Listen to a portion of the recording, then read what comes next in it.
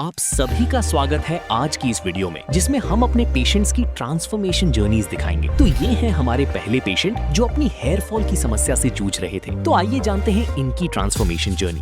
क्या आप भी बॉल्डनेस की वजह से सोशली कनेक्ट होने में हेजिटेशन फील करते हैं? आपने आयुर्वेदिक, होम्योपैथिक और एलोपैथिक सभी तरह की दवाइयां ट्राई कर लीं, लेकिन फिर भी डिजायर्ड रिजल्ट्स नहीं मिले? तो यह वीडियो आपके लिए ही है, क्योंकि आप हमारे पेशेंट अमित की स्टोरी से जरूर कनेक्ट करेंगे। ये हैं अमित, जिनकी बॉल्डनेस ग्रेड 5 स्टेज तक पहुंच चुकी थी। हेयरलाइन एम शेप में रिसीड होना शुरू हुई थी और अब सिर्फ फ्रंटल टफ्ट में कुछ मिनिएचर फॉलिकल्स बचे थे। फ्रंटल एरिया में स्पार्सनेस विजिबल थी। मिड स्कैल्प में स्लाइट थिनिंग थी, जो पीआरपी और मेडिकेशन से ठीक हो जाएगी। क्राउन रीजन में रिलेटिवली ज्यादा थिनिंग विजिबल थी, जहां स्वर्ल पैटर्न अभी भी इंटैक्ट था, लेकिन उसके सराउंडिंग एरिया में वॉल्यूम काफी रिड्यूस हो चुका था। इस स्टेज की बॉल्डनेस को ट्रीट करने के लिए हमारे एक्सपर्ट्स ने पेशेंट के रेसिपिएंट एरिया में टोटल 4200 ग्राफ्ट्स इम्प्लांट किए हैं, जो पेशेंट के डेंस डोनर एरिया से एक्सट्रैक्ट किए गए थे, और अब उनके हेयर ट्रांसप्लांट को 15 मंथ्स कंप्लीट हो चुके हैं। तो चलिए उन्हीं से जानते हैं कि उनका 15 मंथ्स का यह एक्सपीरियंस कैसा रहा। मेरा नाम अमित है और मैं जींद हरियाणा से रहने वाला हूं और मैं हरिद्वार क्यूएसटी क्लिनिक में आया हूं। आज 30 मार्च 2024 को मेरा हेयर ट्रांसप्लांट हुआ था और मुझे अराउंड 4200 ग्राफ्ट लगे थे। और मेरा क्यूएसटी क्लिनिक हरिद्वार में जो ट्रांसप्लांट का एक्सपीरियंस था बहुत ही शानदार रहा था। मतलब यहाँ का जो स्टाफ था कोऑपरेटिव बिल्कुल, और जो डॉक्टर्स वगैरह की टीम थी, दैट्स ऑल अमेजिंग। ये मैंने बताया कि 30 मार्च 2024 को मेरी हेयर ट्रांसप्लांट सर्जरी हुई थी, तो अराउंड 1.5 डेज मुझे लगा था कंप्लीट सर्जरी के लिए। तो 1-2 घंटे का पेपर वर्क, उसके बाद almost all well and good. तो डॉक्टर्स की टीम ने बहुत अच्छा सपोर्ट किया।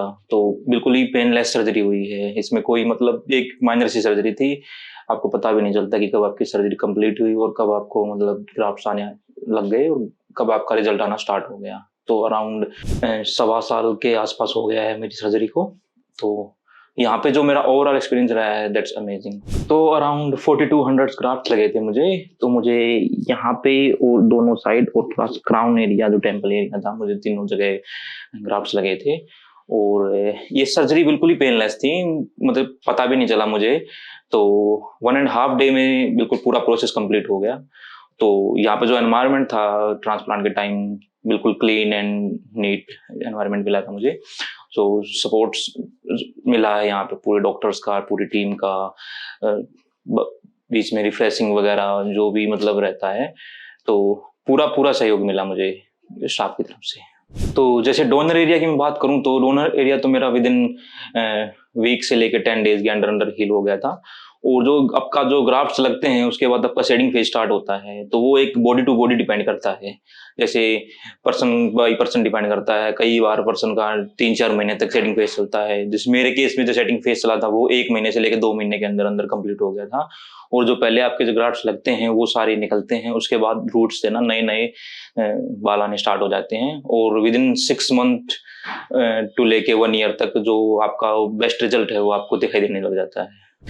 जैसे मेरा शेडिंग फेज चला था 1 महीने से लेके 2 महीने के अंदर अंदर कंप्लीट हो गया था। तो मैंने कई सारे दूसरे पेशेंट को देखा था जो उनका शेडिंग फेज लगभग 3-3 महीने, 4-4 महीने तक, 5-5 महीने तक चलता रहता है। तो थोड़ा सा मैं एक बार तो नर्वस हो गया था कि मेरा इतनी जल्दी कैसे हो गया था, कहीं जो ग्राफ्ट थे वो सारे निकल तो नहीं गए हैं। तो मैंने फिर यहाँ पे डॉक्टर्स को कंसल्ट किया उसके बारे में लेके, और बढ़िया जो डॉक्टर्स ने मुझे उस टाइम पे बताया कि ये body to body, person to person depend करता है, तो आपको चिंता करने की कोई जरूरत नहीं है। रेगुलर पीआरपीज वगैरह जो मल्टीविटामिन मेडिसिन वगैरह हैं वो लेते रहिए। और उसके बाद फिर थोड़ी सी और कॉन्फिडेंस मतलब बढ़ा है। उसके बाद जैसे जैसे रिजल्ट आना स्टार्ट हुआ तो आपका जो सेल्फ कॉन्फिडेंस है वो बढ़ता गया। तो ऐसा ही मेरे साथ हुआ।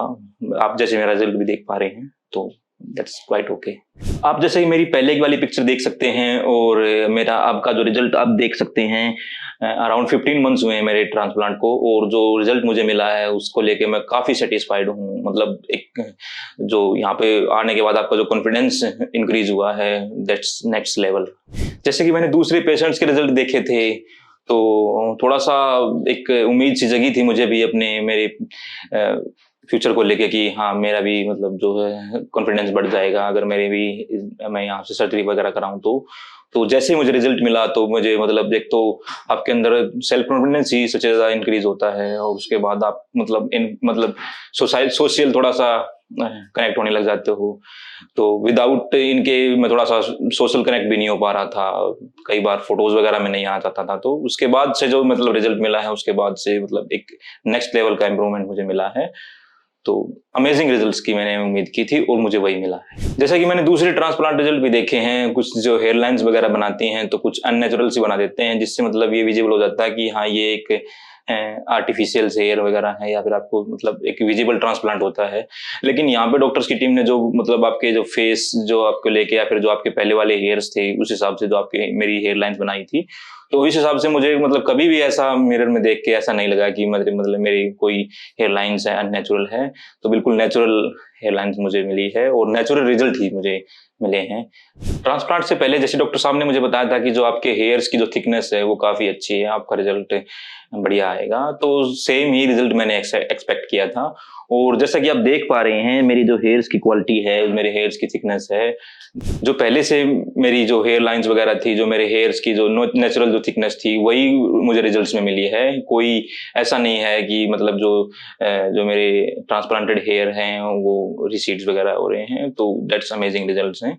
जो पहले में और मेरे में ट्रांसप्लांट के बाद जो फर्क आया है वो एक सोशल कनेक्ट को लेकर ही आया है। मेरी जो सोशल कनेक्टिविटी थी पहले बिल्कुल ही कम थी।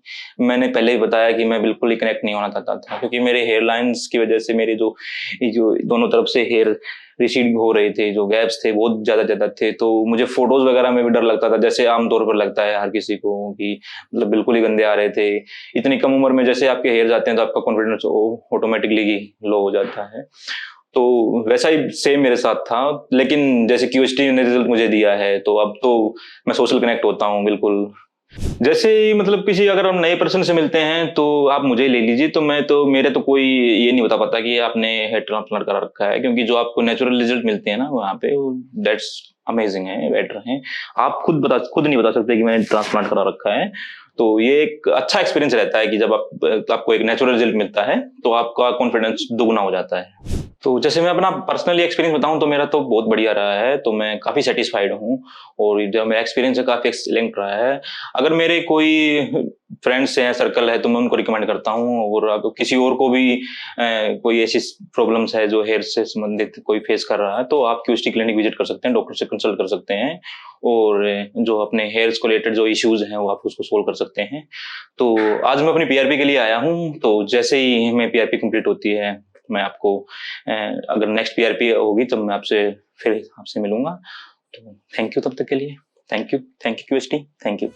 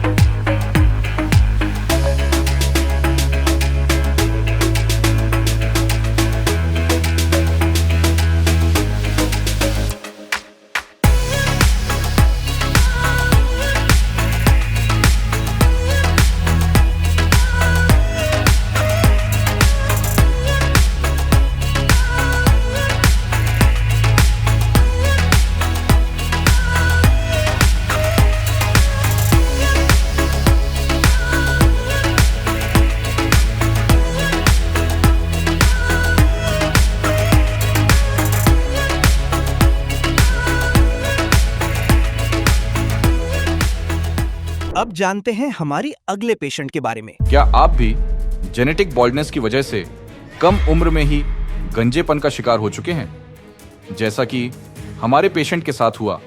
एक तो यंग एज, ऊपर से वीडियो क्रिएटर, दोनों के लिए ही लुक्स काफी मैटर करते हैं। लेकिन पेशेंट को थी डिफ्यूज ग्रेड 3A की बॉल्डनेस, जिसमें उनकी हेयरलाइन रिसीड हो चुकी थी और फ्रंटल एरिया में थिनिंग विजिबल थी।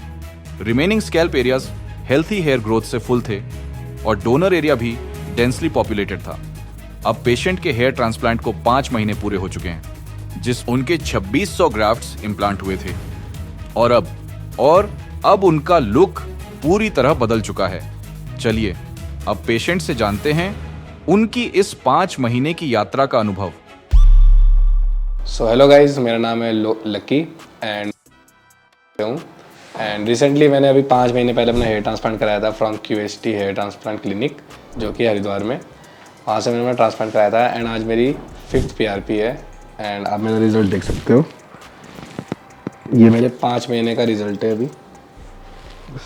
अब बात करते हैं बिफोर मेरे हेयर ट्रांसप्लांट से पहले की life and after hair transplant. तो सबसे मेजर जो फ़र्क आया वो है भाई कॉन्फिडेंस का, जो कि मैं अब अपने आप पे ज़्यादा सेल्फ कॉन्फिडेंट फील करता हूँ एंड थोड़ा बोल्डनेस रखता हूँ अपना पे, कई बार भी प्रेजेंटेशन देने का या कुछ बोलने का।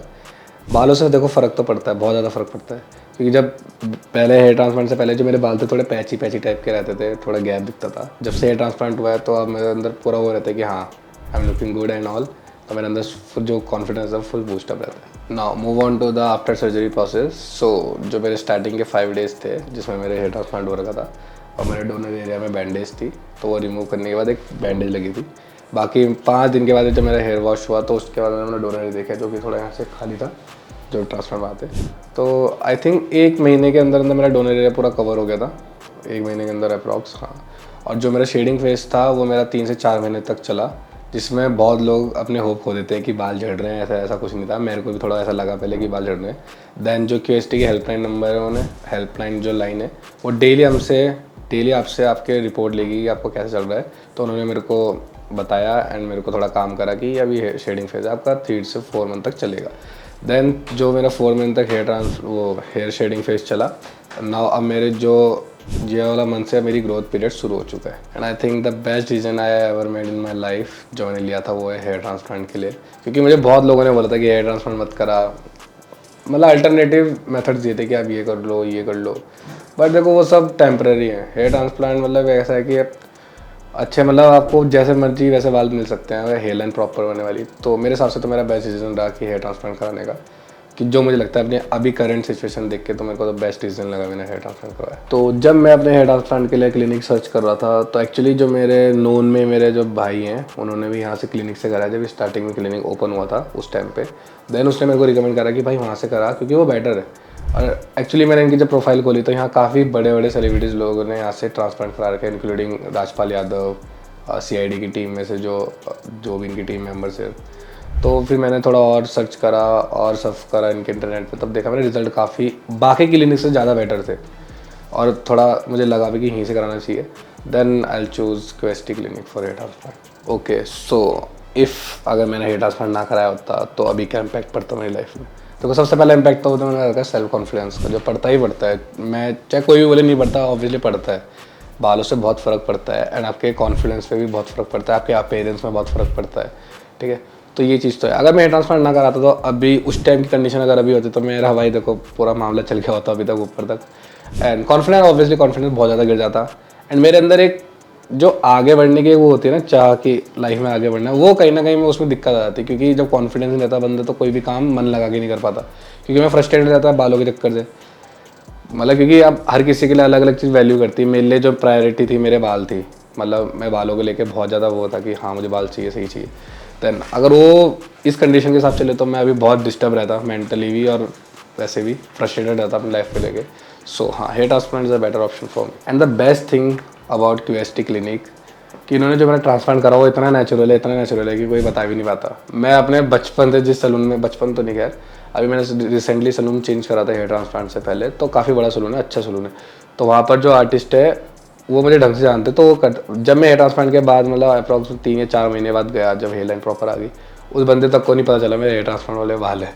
क्योंकि पहले वाले बाल भी जो थे मतलब जब जा रहे थे तो उस टाइम भी लुक ठीक था, बट अब जो है ना प्रॉपर हेयर लाइन के साथ है, तो जो मेरा फेशियल स्ट्रक्चर है ना जो होता है 4 फिंगर वाला, तो अब मुझे लगता है प्रॉपर है, थोड़ा सही दिख रहा है, एक थोड़ा गुड फेस, जो गुड फेस बोलते हैं, थोड़ा उस टाइप का मुझे लगा कि हाँ बहुत ज़्यादा सही हो गया पहले से।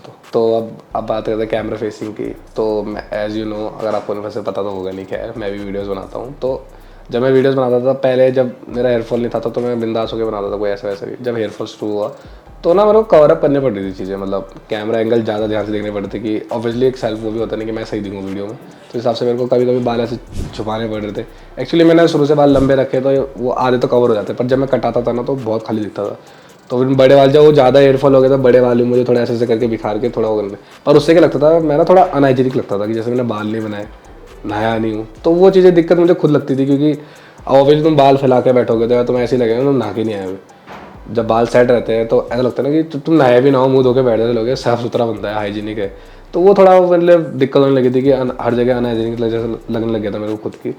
तो अब जो मैंने ट्रांसप्लांट किया था, अब तो बस भाई मैं मुँह धोता हूँ, बस यूँ करा एक हाथ और चलो भाई वीडियो चलो, अच्छी भी नहीं बनी, अच्छी बन रही है बस। और हंसी। सो जो अभी तो मेरी 5th PRP है, तो आगे देखने के लिए आपको मेरे साथ बने रहना पड़ेगा, क्योंकि जो नेक्स्ट PRP में आऊँगा तब मेरा रिजल्ट, अब तब उसके लिए जो मेरे हेयर ट्रांसप्लांट की ग्रोथ फैक्टर है वो मेरा 2 महीने हो जाएंगे। अभी शेडिंग फेस के बाद ये मेरा पहला महीना है ग्रोथ का, जिसमें आप रिजल्ट देख रहे हो पहले महीने का। अभी मेरे 4 महीने और है, मतलब 1 साल तक रहता है ना कि ग्रोथ, जो आपके हेयर ग्रोथ का टाइम पीरियड है 1 साल होता है, तो अभी मेरा पहला महीने की ग्रोथ ही है। तो बने रहे, आगे जो PRP का होगा आपको दिखाता रहूँगा।